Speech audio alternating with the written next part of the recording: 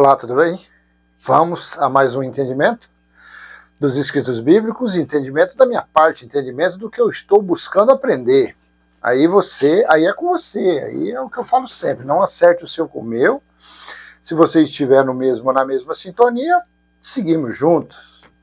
Se não estiver na mesma sintonia, segue em frente. Porque no Espírito nós somos irmãos, nós somos idênticos no Espírito. Porque o Espírito ele não tem cor, não tem raça, não tem sexo. No Espírito nós somos perfeitos para o Pai. O Espírito é o que nos carimba como seus filhos no Espírito.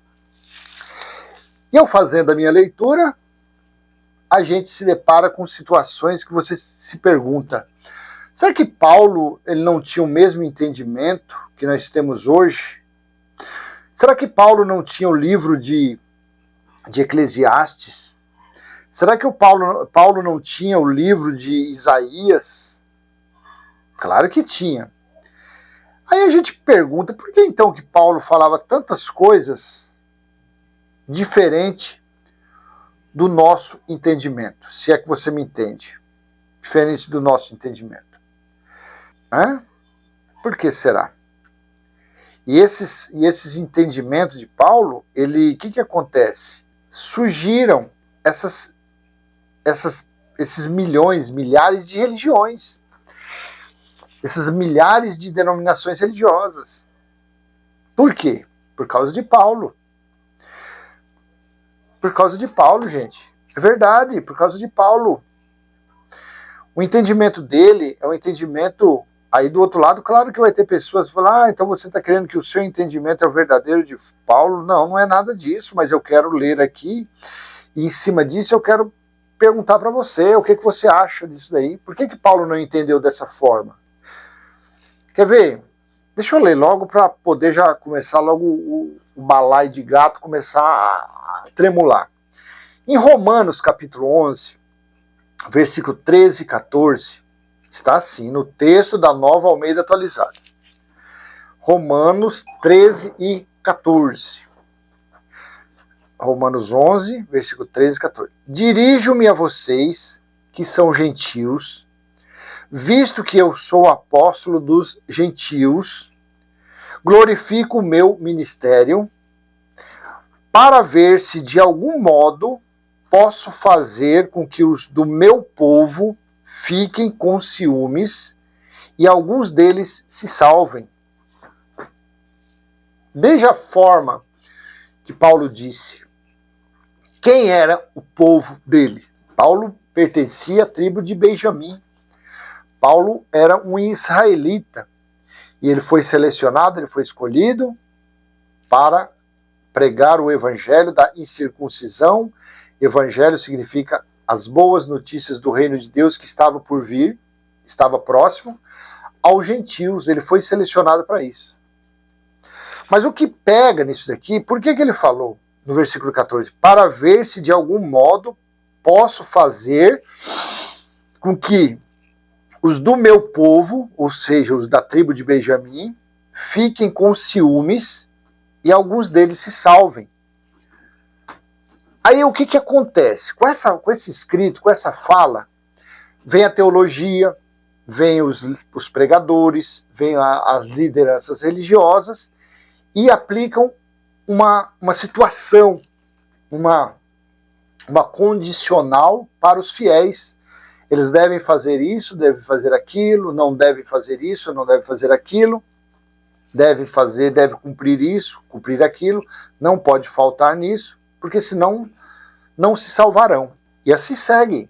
Mas Paulo, vamos dizer que aqui nessa lente dessa câmera aqui está Paulo. Eu vou perguntar para ele: Paulo, ô Paulo cara pálida, ô Paulo cabeça de bagre, se salve, você quer que o seu povo se salve do quê, Paulo?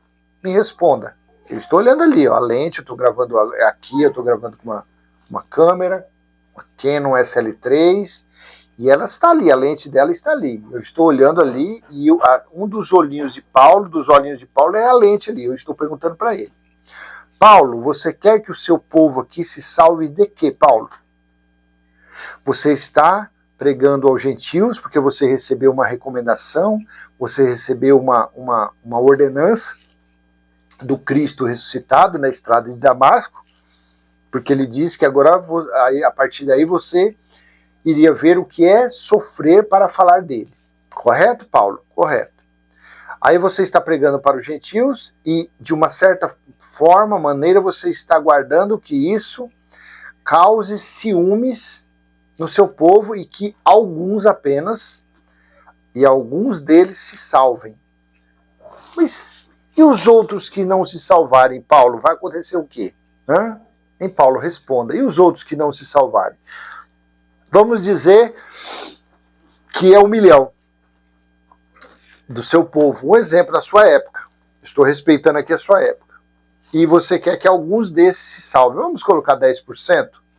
Aí, Paulo, você quer que 10%, 100 mil pessoas desse, é muito? Só 10 mil? Então, os alguns, a minoria 10. Você quer que 10 mil se salvem? Tá.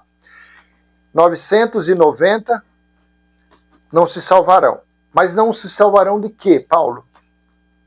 Aí os 10%, Paulo, os 10 mil, vai se salvar de quê, Paulo? Explica para o Cláudio aqui, que o Cláudio aqui é meio burro. O Cláudio aqui está hoje com a cabeça de bagre, cabeça de camarão. Me explica, por gentileza. Olha a conjectura. Já vai ter gente do outro lado para falar, não, ora por esse cara, que esse cara tá louco, esse cara tá vendo Paulo na lei. Nem tem pessoa assim. Veja essa conjectura aqui. Eu não sei se eu vou ler todo o capítulo ou eu vou fazer um videozinho curto. Esse aqui pontualmente, depois talvez eu grave ele todo para amanhã. Esse aqui eu coloco hoje, terça, às 18 horas. E aí, amanhã, eu coloco, eu acho que eu vou fazer isso. Vou fazer. Mas então vamos deixar esses 2 versículos pontuais aqui. Romanos 11, 13 e 14. Dirijo-me a vocês que são gentios, visto que eu sou apóstolo dos gentios, glorifico o meu ministério. Versículo 14. Aí ele emenda, aí é uma vírgula e emenda. Para ver se de algum modo posso fazer com que os do meu povo fiquem com ciúmes e alguns deles se salvem. A pergunta que eu quero saber, Paulo, se salvar de quê, cara pálida? Aí você pega um pentecostal, você pega um neopentecostal, você pega um balabachura, um cantarábia, ele vai falar, não, a salvação é do fogo do inferno. Mas do fogo do inferno não pode ser, porque nós sabemos que inferno significa sepultura. E na sepultura o que tem é 7 parmos aberto ali, que nem meu finado vou falar, é 7 parmos de terra na cara. Ali você vai dentro de uma caixa de madeira, dali a 1 ano e meio, 2 anos, aquilo vai embora. Se você tiver um dinheirinho, se você for meio metido, você não vai nem querer a caixinha de madeira, você quer logo que você quer ser cremado. Tanto faz. Então quer dizer, esse que foi cremado, esse corpo que se desfez ali, que voltou ao pó, vai se salvar de quê, Paulo? Se dali a um período ele não existe mais. Então esse daí não vai ser salvo de nada. Aí eu estou tratando da religião. Aí a religião, não, mas é a alma. Mas a alma são conhecimentos. Deixa eu ler, vamos ler lá, vamos aqui desse Eclesiastes. Deixa eu ler Eclesiastes 9, que eu quero ler aqui. Vamos lá. Esse Eclesiastes 9, do versículo 1 em diante.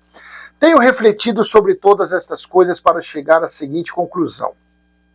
Os justos e os sábios, com os seus feitos, estão nas mãos de Deus.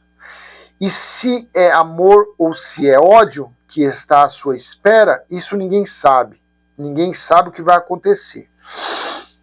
Versículo 2. Tudo acontece igualmente com todos. O mesmo acontece com o justo e com o ímpio, com o bom e com o mal, com o puro e com o impuro, com o que oferece sacrifícios e com o que não os oferece, com o bom e com o pecador, tanto com o que faz juramentos como com aquele que tem medo de fazê-los. 3. Este é o mal que há em tudo o que se faz debaixo do sol.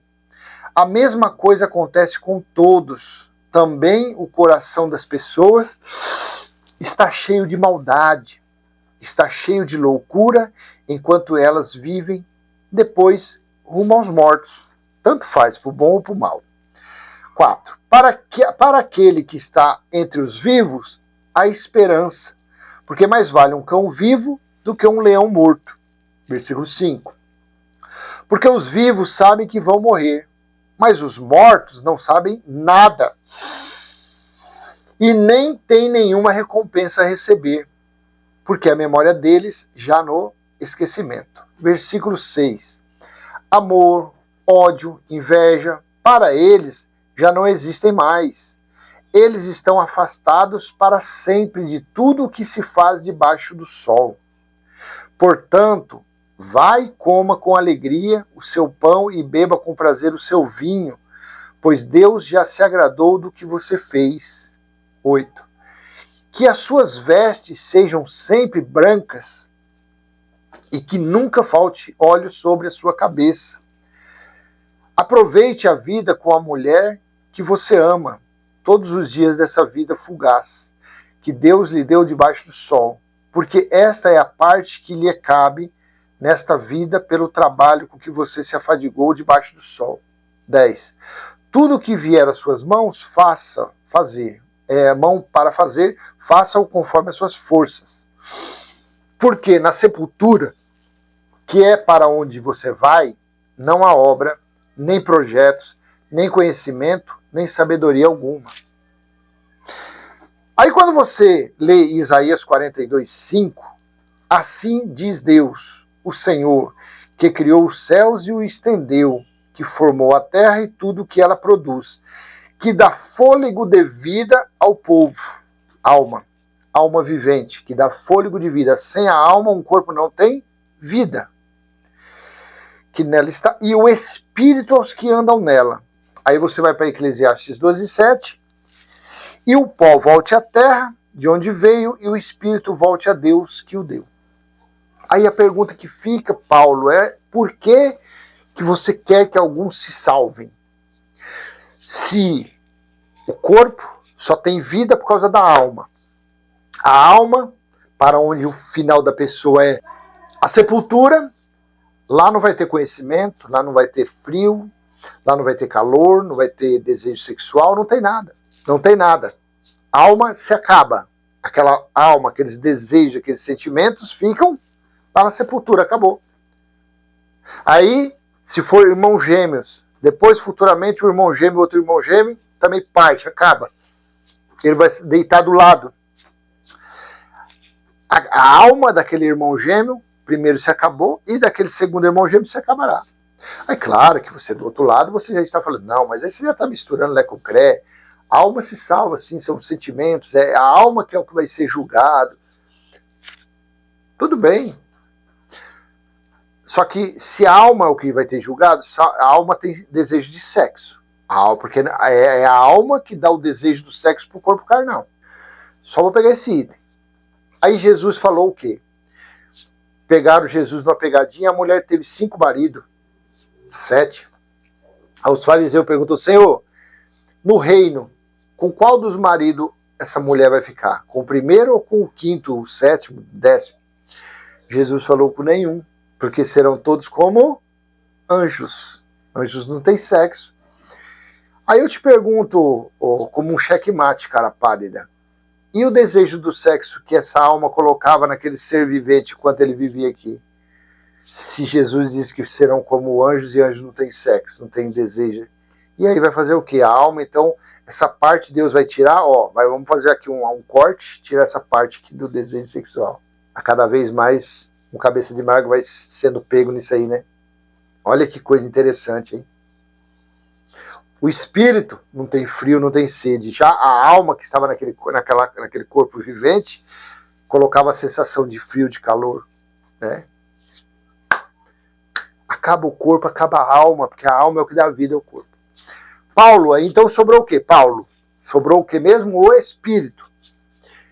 E Eclesiastes 12:7, Paulo, o sábio falou, claro, por inspiração de Deus, que o pó volte ao pó, com o seu conhecimento, com as suas emoções, com as sensações, e o espírito volta, se ele volta é porque ele veio de lá. E por que esse espírito, se ele não tem ligação nenhuma com a carne, água e óleo não se mistura, não é assim que está? Para mim praticar, deixa eu ir lá em 2 Coríntios 4, vamos lá para a gente praticar, porque sempre esse aqui seria o 16, é isso mesmo, ó, já estou decorando, ó, 2 Coríntios 4,16.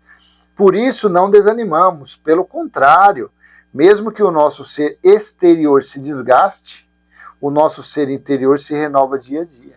Ou seja, o espírito não tem nenhuma ligação com a carne, não se mistura, são polos opostos, é isso? Não se mistura, são 180 graus, o espírito aqui e a carne aqui.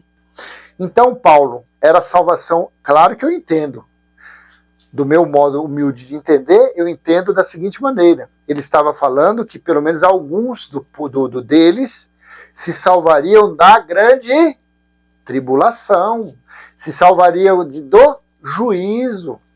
Por isso que ele queria que pelo menos alguns deles se salvariam, porque eles eram tão apreciadores, tão seguidores ferrenhos de Moisés, das leis, do legalismo de Moisés. Então Paulo estava falando ali que ele queria que pelo menos alguns se salvassem do quê? Da grande tribulação. É isso que é. Mas a religião não consegue entender que a salvação ali se tratava da grande tribulação. Maravilhoso, né? De que salvação Paulo se referia para o seu povo, os israelitas? Na grande tribulação. Somente isso, nada mais que isso.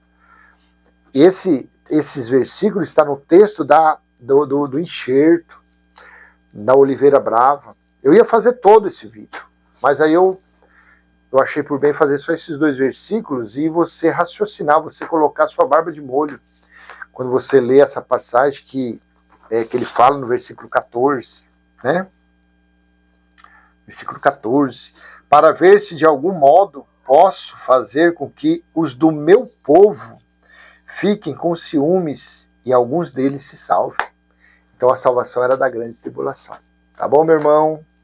Eu peço que você dê aquele joinha, compartilhe, se inscreva, ative o sininho e vamos em frente, passando o nosso simples e humilde entendimento, falando com o nosso irmão do outro lado.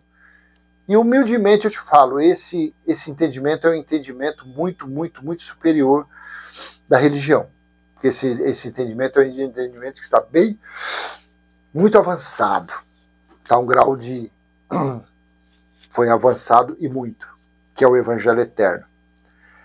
Graças a Deus que o Pai tem dado esse entendimento, tá bom? Então, até a próxima, se assim Ele, o Pai do nosso espírito, que está em seu templo, e o seu templo é espiritual, e está em nosso espírito, permitir. Valeu?